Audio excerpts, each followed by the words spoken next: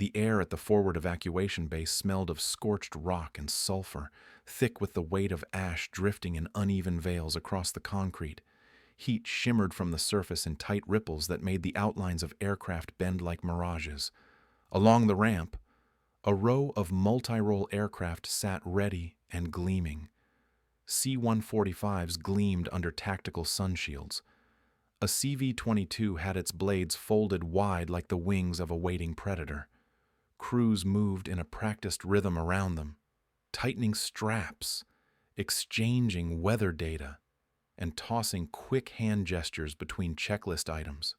Ray stood at the edge of the movement, just outside the shade of the main operations tent.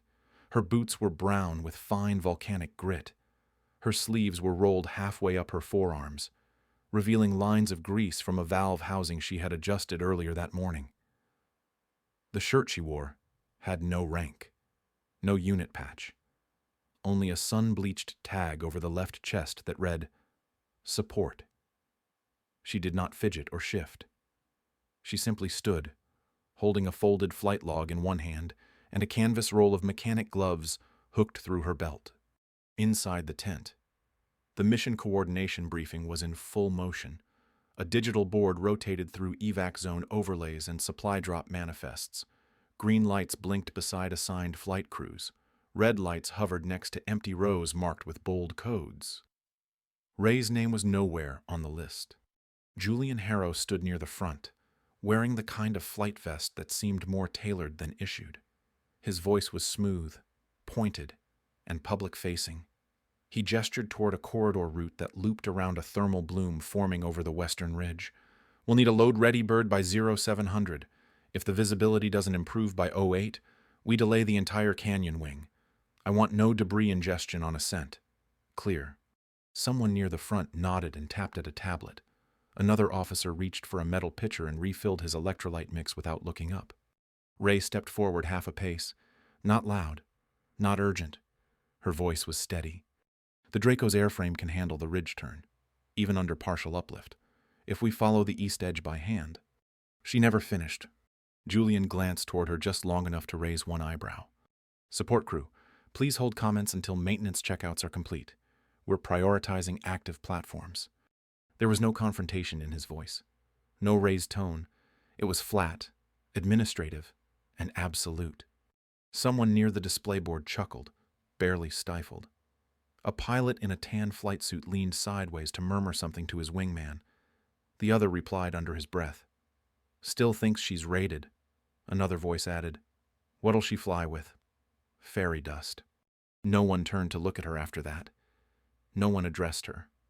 The next 5 minutes rolled on as if she had never spoken. The tempo of the briefing returned to full rhythm. Weather concerns, alternate landing fields, a media crew needing clearance. Julian pivoted back into the planning schedule like skipping a stone across water. The moment passed. She had never been there. Ray did not speak again. She stepped back into the same place she had occupied before, near the tent wall, the logbook still pressed against her side. She glanced once toward the digital board. The green lights blinked. Crew names updated in real time. The U-28A, Draco, sat at the bottom of the standby list, shaded in gray. Status: inactive. It was parked near the end of the flight line, its matte finish speckled with fine ash. The low wings curved forward in a way that looked modest from a distance but always coiled with purpose up close. She had flown that airframe on recon insertions during mudslide evacuations 3 years earlier. Since then, it had been rotated to light cargo and meteorological support still airworthy, but no longer prestigious. The newer command staff called it soft duty. They had stopped assigning it anything with headlines. Ray stepped away from the operations tent and walked down the ramp toward the Draco. A ground crew tech jogged past without looking at her, earbuds in, a coiled lanyard swinging behind him. Another crossed the line from a fuel truck, shouting instructions into his headset. She moved between them without interruption, boots crunching over the top layer of grit and stone. Near the Draco's nose, the paint was still clean enough to reflect light, faint, but true. She paused there, The hangar light above the adjacent bay flickered with heat exhaustion. A stack of folded chocks sat against the wheel well, untouched. She rested her hand briefly on the edge of the engine intake. The metal was warm. Behind her, laughter carried from the tent. Someone had made another joke. Someone else answered with a shout and a clap on the back. The buzz of planning continued, folding into the sounds of preparation, checklist calls, and repositioned gear. It was all part of the rhythm, just not hers. Ray didn't turn to listen. She didn't look back. Her gloves still hung at her belt, untouched. The flight log remained folded in her hand, smudged at the corners from use. She stood beside the Draco for a long moment, eyes up, following the edge of the smoke ribbon unraveling across the southern sky. No one called her name. No one asked what she saw. No one noticed that she never moved. She had been here before, and she would be here again. The next morning began like all the others. The same wind pushed the same grit across the concrete, and the ash settled in new layers over old outlines. Inside the mission tent, the digital flight roster rotated across the central screen, names flicking past and glowing, red and green. Ray stood just outside the barrier line, arms folded loosely, her eyes scanning the list like she always did. She knew what it wouldn't show, but still, she checked. No assignment, no call sign, no change. A young pilot leaned back from a folding chair near the coffee station. His boots were still clean. He nudged the man beside him and spoke just loud enough to carry. "She's still checking the board," he asked. "Someone tell her we're out of windows to wipe." The other laughed. "You think she ever flew that thing? I don't even think the Draco's certified anymore." Ray said nothing. She turned and walked out of the tent. Her boots crunched over the same path she had followed for 3 days straight. Dust layered the laces. Her left glove had a crack in the seam near the thumb. She didn't replace it, just patched the edge with electrical tape and kept going. At the edge of the flight line, the Draco waited. The same layer of ash clung to its skin, but the prop was clean. She wiped it every night, never assigned, never seen. The canopy was locked, but she had access codes from a maintenance override still buried in the old command database. She had never used them to fly, just to sit. Inside the cockpit, taped beside the engine throttle, was a scrap of paper yellowed by time and light. It held a faded sketch of a thermal plume route, her original Canyon ash routing draft, the one that Command had dismissed last winter as operationally outside doctrinal parameters. She hadn't taken it down. No one had noticed it was still there. She sat in the pilot's chair for 5 minutes. No checklist, no key, just hands on the yoke, eyes closed. She mouthed the call-outs in silence, one after another, breath matching the old rhythm of flight. When the instrument panel fogged slightly with humidity, she cleared it with her sleeve and stepped back out. Behind her, the mission board beeped with new changes. Units were shifting schedules again. A C-145 run was delayed due to runway sand contamination. Another assignment rerouted to a heavier platform. Ray wasn't called. Her name never appeared. She returned to the maintenance row and retrieved a binder from the back of a storage locker. It wasn't part of the official index. Inside were rough elevation charts from the canyon floor, photocopied years ago during an old evac drill. She layered a fresh page over the top and began mapping wind models by hand. The data came from satellite uplink windows she had monitored at night, copied frame by frame from a cracked weather display behind the comms tent. The pattern revealed itself slowly, a narrow vertical pulse. 12 minutes of stability every 90, just enough for one low-level pass in and out, if timed with the updraft's second bend. She sketched the curves in red pencil, then again in black for clarity. When she finished, she stared at the lines in silence for a long moment, then folded the sheet in thirds and slid it into the pocket of her outer sleeve. That night, while the others gathered inside the mess tent for after-action briefings, Ray walked alone along the back of the generator trailers. An oil drum heater burned near the canvas wall. She sat beside it with her flight log propped across her knee and the chart in her lap. She traced the route again, fingertip over paper, memorizing altitude gates, pressure swing points, and the soft timing where the ash band parted enough to see daylight. No one had taught her to fly that kind of pattern. It wasn't in the manual. It came from rhythm, from wind memory, from time. Across the lot, laughter drifted from the tents. Someone played music from a small speaker. One of the younger techs joked about their sim scores and teased another for blowing a glide angle on takeoff. Ray didn't turn to listen. She adjusted her glove seam, tapped once on the barrel's rim, and finished her notes by lamplight. Earlier that day, she had walked past the fueling line and watched a crew prep one of the newer birds. They moved with smooth precision, one reading from a tablet, another sealing the hose with a 3-point clip. She knew their checklist cold. She had helped write part of it during her last assignment rotation. No one made eye contact as she passed. Not avoidance, just habit. They didn't see her. The path from her cot to the Draco took 12 minutes in low wind, 15 if the grit was blowing. She made it every morning before sunrise. The route became a ritual. She carried nothing but a folded map and a rag. The aircraft was always there. So was she. In the far locker behind the hangar, she had taped a second version of her thermal path to the inside of the door. No one ever opened it.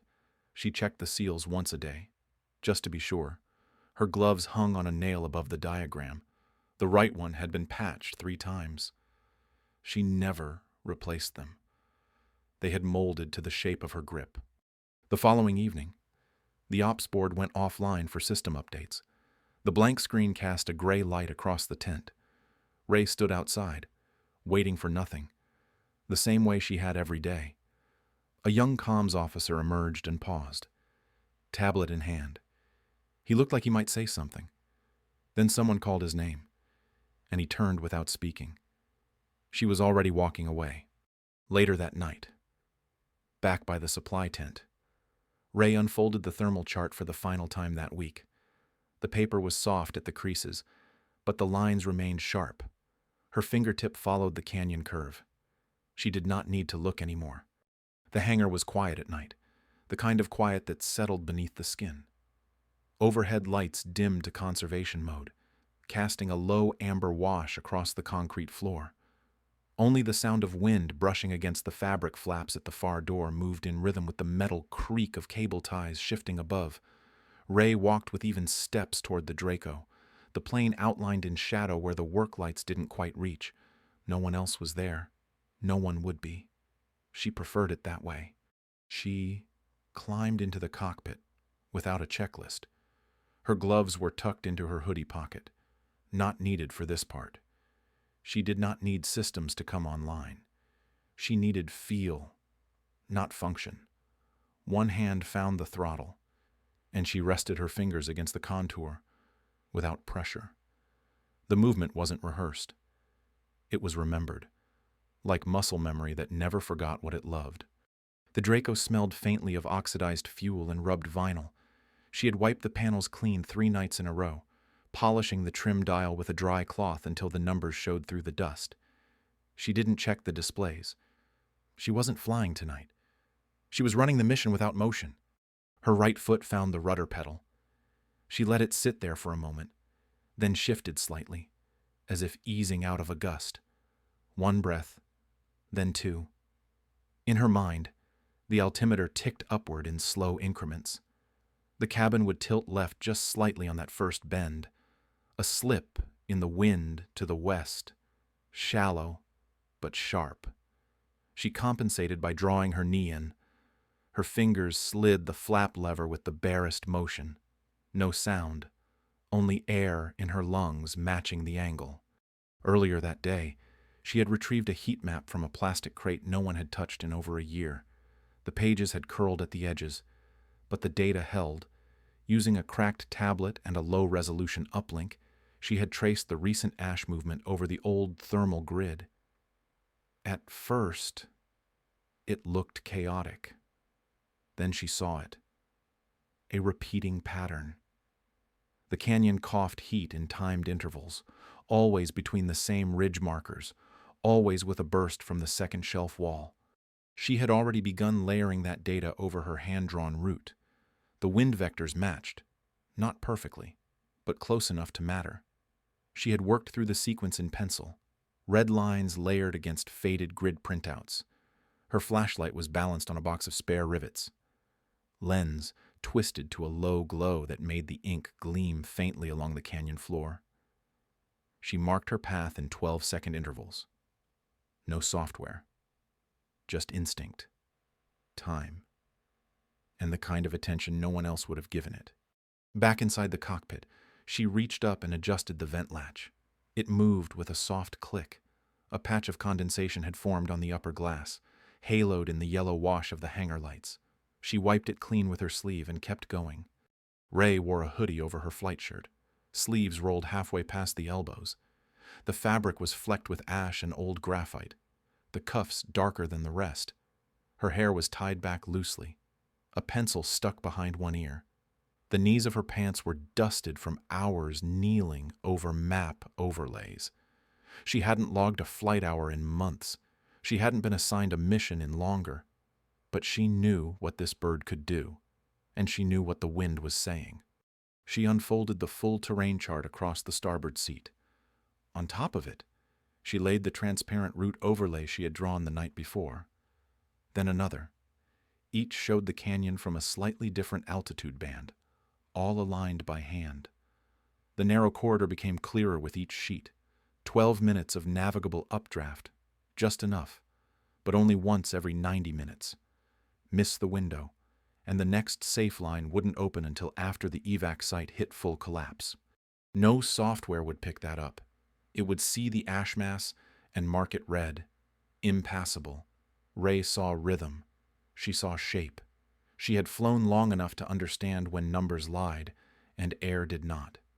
There was a small cloth patch taped to the inside panel just below the right side gauge cluster. It was faded navy with a gold trim and a tear down the left corner. Her initials were embroidered faintly in one corner. She had stitched them herself years ago. The night before, her canyon certification was pulled. No one knew it was there. No one had asked. She reached out and tapped the plastic casing just once, a soft touch with no purpose except connection. Then she sat back in the seat, breathing slow. In her mind, the sequence unfolded again. Engine spool, ground lift, ridge shadow, first drift at 300 feet, manual yaw correction, second bend, visual lock from flare angle, lateral pulse, vertical hold. It was not theory. It was choreography. She didn't fly it like math. She flew it like language, and she knew every word. An hour later, she finished the final overlay. Her fingers traced the lines once more, now set in ink. There was no hesitation. She rolled the map carefully, slid it into a canvas tube, and tucked it into her kit. When she stood to leave, the hangar still held its silence. The Draco's cabin lights had dimmed completely. Only the glow from the parking lot cast a soft shape across the floor. Ray paused, hand resting on the edge of the left yoke. The plane was cold, but it remembered her. She descended the ladder in even steps. No rush, no sound. Her boots hit the ground with quiet certainty. Behind her, the aircraft sat unchanged. The lights were still off. The wind moved through the open doorframe like breath. The mission did not exist yet. No one had asked for her, but the path was ready. The aircraft was waiting, and Ray knew every turn. The alert hit the base just after 1600.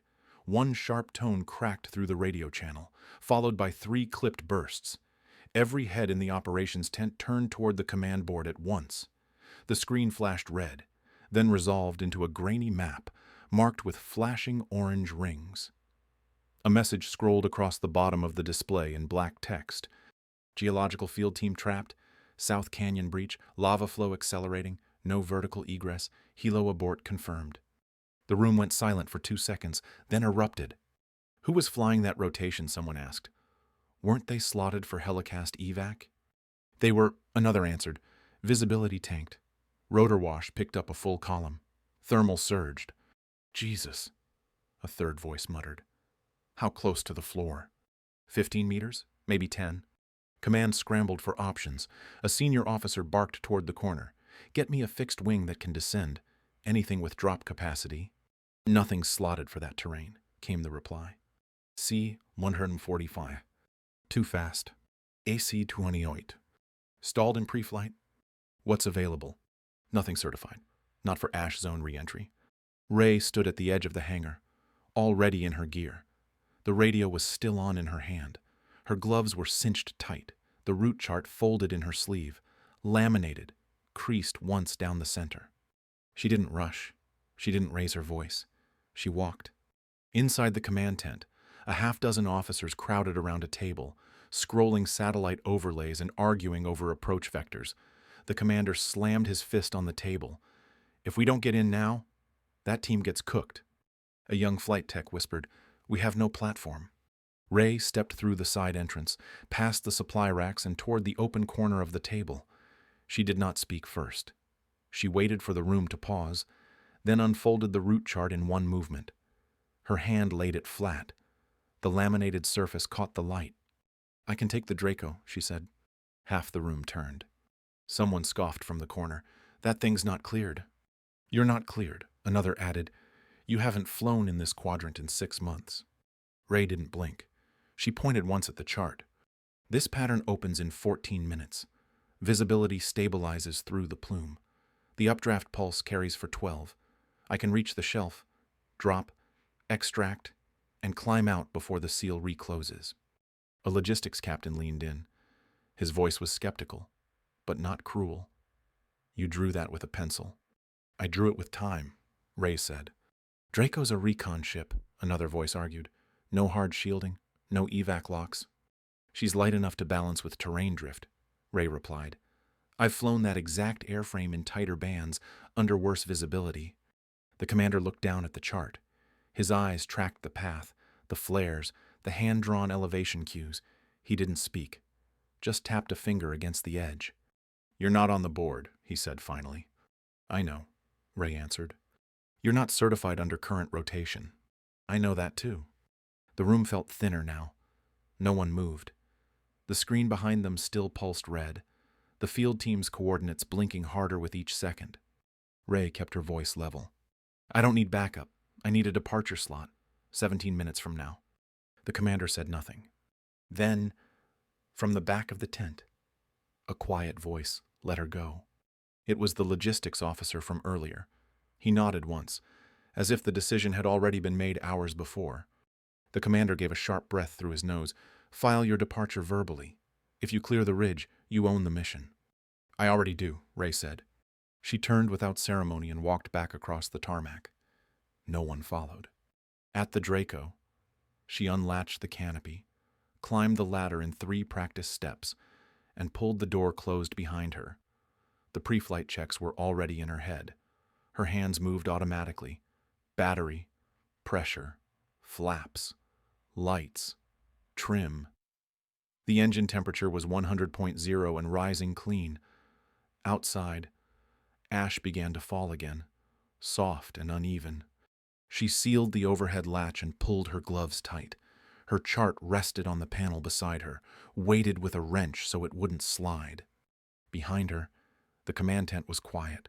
No applause, no final call, just the steady whir of the Draco's blades as they spun into rhythm. She eased the throttle forward.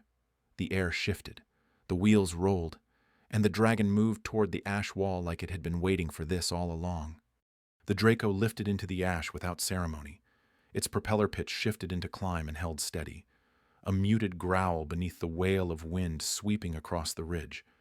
Ray kept one hand on the throttle and the other resting lightly on the yoke. The glass in front of her offered no clarity, just shifting gray, the kind that blurred shape and distance into a single endless veil. Her heads-up display had already flickered twice, then died. The GPS spun a half-second before it dropped entirely. She didn't touch it again.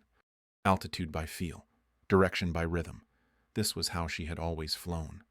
The first bend came before the sensors admitted it existed. The updraft hit the belly of the aircraft like a breath inhaled too fast. Ray let the yoke ease back a fraction, adjusted trim manually, and steadied the climb. The Draco tilted into the gust, its wings shuddering just once before the air calmed around them. She blinked against the flicker of red haze and counted under her breath. 17 seconds to the ridge pulse. Left dip, 2 degrees nose down. The canyon mouth loomed ahead, but only in memory. Nothing was visible. Ash surged across the aperture like ocean mist lit from within. Ray pulled back slightly, keeping speed steady at just under 140 knots. Too fast and she'd overshoot the drop zone. Too slow and she'd lose the lift window. The second pulse rose beneath them. Predictable. Soft. It carried the Draco another 50 feet with barely a sound. The aircraft breathed in the thermal. Ray adjusted nothing. Below her, somewhere beneath that murk, the geologists had set flare markers. They would not last long in the sulfur weight, but they might be enough. She scanned the monochrome and waited. 5 seconds later, a red spark blinked through the haze, then vanished. Another appeared a few meters downrange, closer, hotter, and holding. Ray tapped the intercom switch once, then spoke into the mic with a voice that didn't waver. "One at a time. You have 80 seconds. Harness drop is live." She reached above her shoulder and flipped the hatch release. The cargo loop slid into the air with a tug, the line streaming behind it, barely visible in the fog. The harness descended, pulled by gravity and calculation. Her hands never left the controls. The Draco buffeted hard on the left wingtip. Ray shifted right rudder instinctively, countered with trim, and let the aircraft find its balance again. A small side gust knocked the lower stabilizer off center. She didn't flinch. The air corrected a second later. She moved with it, not against it. Her breath matched the cycle of motion. In, hold, out, in, again. The red flare glowed brighter. Through the side panel, she caught movement, a figure climbing. One, then another, then a pause. She did not count them. She did not speak again. Another flare ignited too close to the fuselage. The flash cast a hard reflection against her visor, red and sharp. For 1 second the world turned black and blood-colored and full of noise. She didn't blink. She pulled half a notch off the throttle and let the plane drop 10 feet. Slow and clean. The last figure cleared the hatch. The line twitched twice, then was reeled back in. She closed the release without watching it land. Every motion had been done before, dozens of times. No audience, no applause. Ray eased the nose upward. The Draco responded like it had been waiting. The canyon narrowed now. Wind screamed through the natural corridor, pressing on both wings with uneven force. She banked early, rolled smooth into the curve, and found the gap between updrafts. There it was. The clearing. Less than 5 seconds wide. But she had seen it before on the map, drawn by her own hand. A notch in the fog, shaped like a turned key. It passed beneath her like a memory resurfaced, and she pulled the dragon through without breaking rhythm. Altitude returned slowly. Speed built back under control. The sensors were still dead. The external cameras showed nothing but ash. But the sky grew thinner. She felt it before she saw it. The lightness in the air. The loss of resistance against the wing curve. The ash began to thin, curling behind her like spent smoke. The wind softened, and then she rose above it. The horizon opened like a curtain torn sideways. Blue above, black beneath. The canyon was hidden again, lost under cloud and dust and the 1,000-foot veil. But the aircraft climbed clean. The mission was done. She looked once at the panel. A cracked compass rattled quietly in its frame. Her gloved hand pressed against the yoke, fingers creased with effort, fabric streaked with grit. The light caught her visor. In it, the last of the flare's glow still shimmered faintly red. Quiet. Gone. She didn't say a word. The dragon kept flying. The Draco returned just after dusk, its wings streaked black with ash and grit. The engine hum stayed steady, a low thrum that echoed across the landing strip. No escort, no follow-on.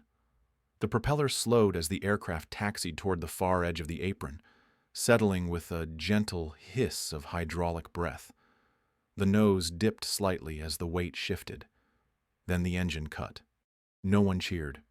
No announcement came over the base speakers, just the hush that followed impact, like something that had already changed and hadn't caught up to itself yet.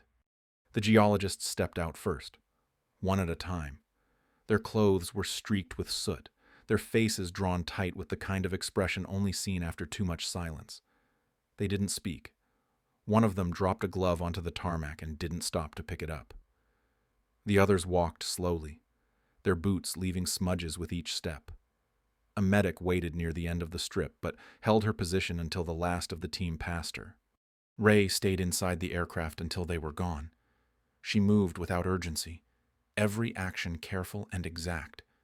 She removed her gloves, black with carbon, and folded them into her vest pocket. Her fingers were smudged dark to the knuckles. She wiped them on her sleeve. Once. Then climbed down the ladder and stood, with both feet on the concrete. Mechanics emerged from the far bay. One of them paused when he saw her. He didn't speak. He just lifted one hand, palm forward, and gave the smallest nod a body could manage without turning it into a salute. Then he turned and walked back toward the hangar, his shadow long in the amber light. Inside the command tent, the operations screen played the cockpit feed on a 30-second loop. No audio, just static frames of the inside dash, streaks of red from flare light, the shimmer of ash against Ray's visor. Her breath was the only rhythm. It matched the shake of the fuselage. The video paused where she dipped below radar and disappeared into cloud. The commander stood in front of the screen and said nothing. He pressed the rewind button twice, then once more, then let it run. He didn't call the room to attention. He didn't speak to the officers nearby. One hand rested on the edge of the console. The other tapped a stylus softly against his leg. Near the door, a junior flight tech approached the assignment board. He scrolled through a list with one finger, paused at a blank field, then began typing. The screen refreshed, and a name appeared in small black letters. Ray. 3 letters. No rank, no notes. On the manifest, another update triggered. A pre-flight checklist regenerated for the Draco. At the top, beneath pilot in command, it read R. Vega. In the personnel database, someone from logistics accessed her profile. The field marked non-deployable blinked yellow. The cursor hovered there for a moment, then clicked. The label disappeared. The record saved. Outside, Ray sat on a crate beside the landing lights. Her visor was clipped to her belt, the surface smeared with red soot. The same pencil she had used to draw the canyon overlay was tucked behind her ear. She did not look around. Her breath had slowed. The wind lifted her hair from her forehead and carried it behind her. No one approached. A few people watched from a distance. One ground officer stood near the edge of the tarmac with a hand resting on his headset, unmoving.